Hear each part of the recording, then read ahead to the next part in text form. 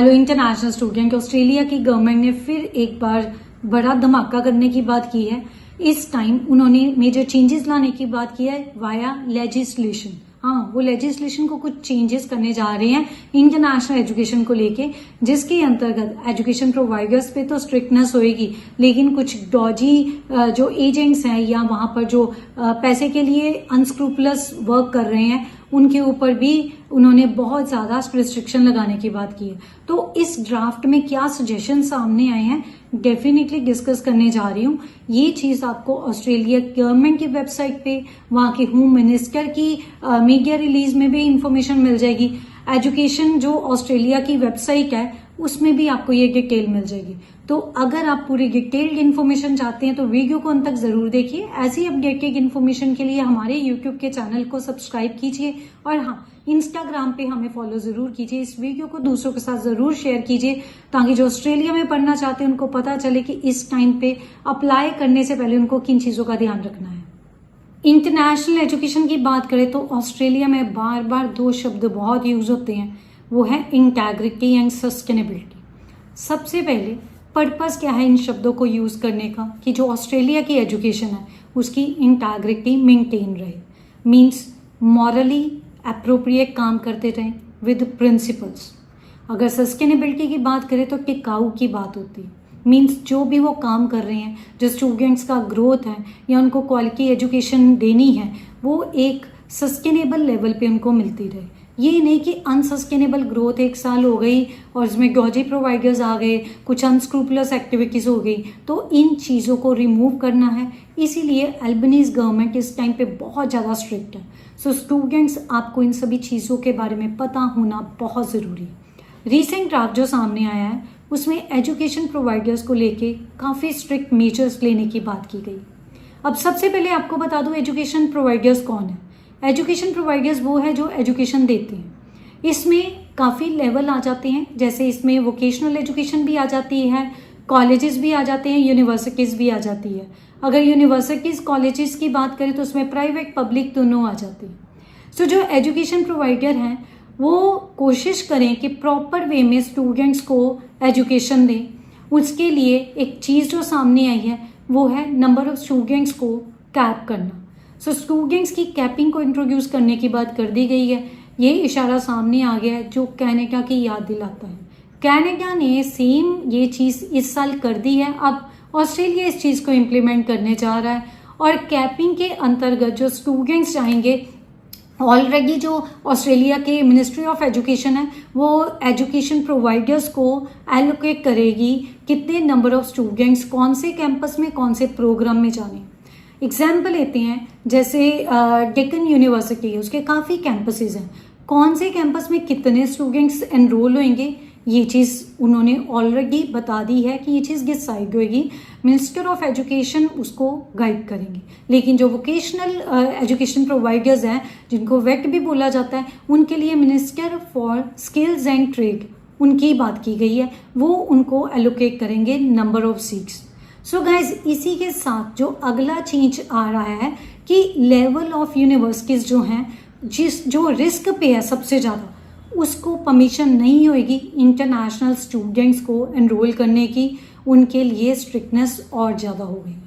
So students, आपको पता ही है यूनिवर्सिटीज़ वहाँ पर या कॉलेजेस हैं, जो भी एजुकेशन प्रोवाइडर्स हैं, उनको लेवल में बांटा गया है, लेवल 1, लेवल 2, लेवल 3।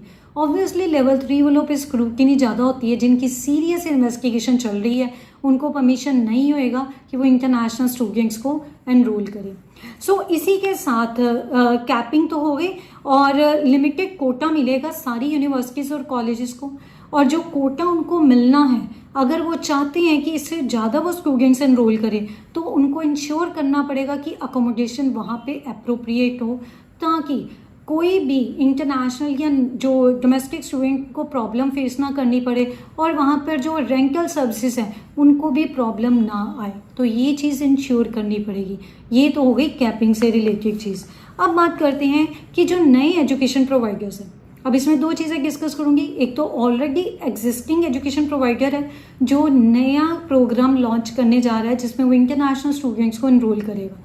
उसके लिए पॉज लग गया है फॉर 12 मंथ्स, मतलब 1 साल के लिए कोई भी एग्जिस्टिंग एजुकेशन प्रोवाइडर नया स्टूडेंट एनरोल नहीं करेगा। अगर नए एजुकेशन प्रोवाइडर की बात करें तो 2 साल तक उनको पहले अपने डोमेस्टिक स्टूडेंट्स को क्वालिटी एजुकेशन देना पड़ेगा, उसके बाद वो एलिजिबल होंगे इंटरनेशनल स्टूडेंट्स को एनरोल करने के लिए। तो ये भी अनस्क्रूपलस जो एजुकेशन प्रोवाइडर्स हैं उनके ऊपर बहुत ज़्यादा स्ट्रिक्टनेस करने की बात की है। इसी के साथ कई एजुकेशन प्रोवाइडर्स भी थे और वहाँ पर कई एज एन एजुकेशन एजेंट भी काम कर रहे थे, मतलब सेम कंपनी और सेम पर्सन 2 बिजनेस रन कर रहे थे। एक तरफ वो एजेंट बन के काम कर रहे थे, स्टूडेंट्स को एनरोल करा रहे थे, दूसरी तरफ उनका अपना ही कॉलेज था। तो इस केस में भी उनको ये चीज़ करने से रोक दिया गया है। अब या तो वो एजुकेशन प्रोवाइडर रहेंगे या एजुकेशन एजेंट का काम करेंगे।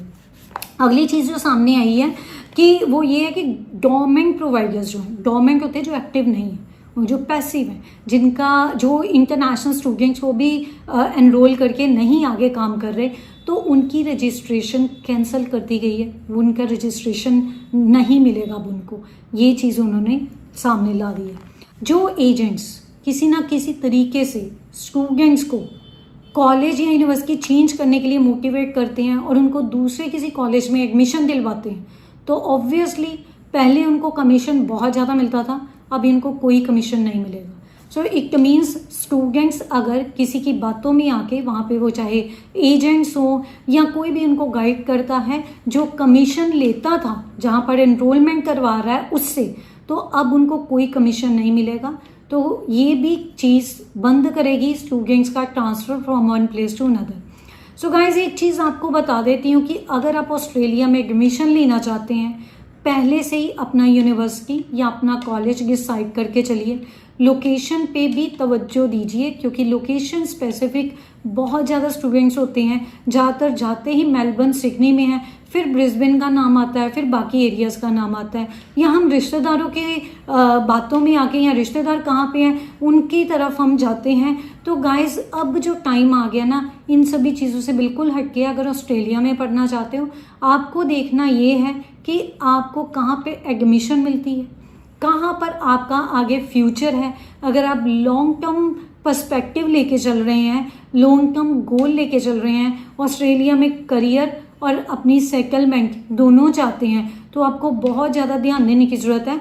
आप सिर्फ और सिर्फ रिश्तेदार आपके कहाँ पे रहते हैं उसको ध्यान नहीं देंगे, आप ये भी ध्यान रखेंगे कि आपका प्रोग्राम जो है जिस पर्टिकुलर एरिया में जाके कर रहे हो उसका आउटकम क्या है, आपके लिए वर्क अपॉर्चुनिटीज़ कितनी हैं, आपके लिए पीआर के चांसेस कितने हैं। क्योंकि अगर हम इंडिया की बात करें तो as compare to other countries हमारे यहाँ पर हमारे लिए जो ऑस्ट्रेलिया में ऑप्शन है वो वर्क परमिट 1 ईयर मोर है as compare to people from other nations, वो भी क्रेडिट जाता है हमारी गवर्नमेंट का और ऑस्ट्रेलियन गवर्नमेंट का जो अग्रीमेंट हुआ है। सो आपको ये चीज़ें ध्यान में रखनी है। सिर्फ मेट्रो एरियाज़ पे फोकस मत कीजिए, रीजनल एरियाज़ पे भी फोकस कर सकते हैं क्योंकि उम्मीद की जा रही है कि जैसे वो इवन डिस्ट्रीब्यूशन चाहते हैं, कोटा सिस्टम इंट्रोड्यूस कर रहे हैं, फिक्स नंबर ऑफ सीट्स को स्टूडेंट्स की इंट्रोड्यूस कर रहे हैं, तो उसके कारण स्टूडेंट्स को काफ़ी बेनिफिट रहेगा।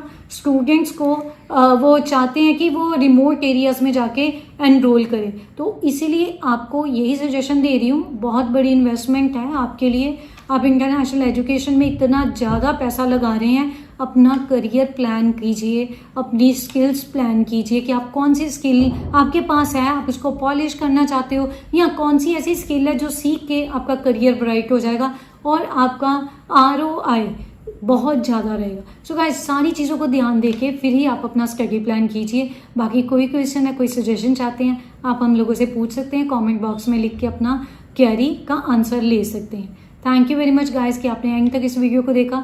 वीडियो को शेयर ज़रूर कीजिए और ज़्यादा से ज़्यादा लोगों को इस चीज़ का इन्फॉर्मेशन मिल सके। So guys thank you very much for watching and don't forget to subscribe the channel, like, comment and share the video.